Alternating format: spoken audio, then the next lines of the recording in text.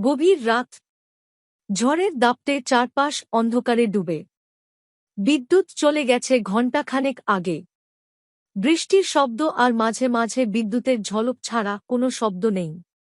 রানা গ্রামের এক পুরনো বাড়িতে একা থাকে।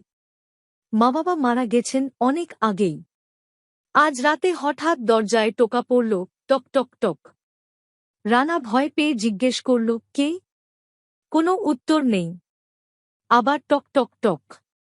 সে দরজা খুলে বাইরে তাকাল। কেউ নেই।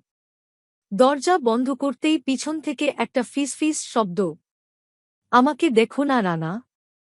সে ঘুরে দেখল, কেউ নেই। হঠাৎ জানালার কাঁচে এক সাদা মুখ। ফাঁকা চোখ, লাল ঠোঁট আর রক্তে ভেজা কপাল। রানা চিৎকার করেই অজ্ঞান হয়ে পড়ে।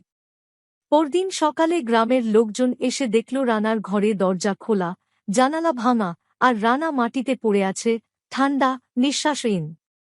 জানালার গায়ে লেখা, আমি এসেছিলাম, তুমি দেখলে না।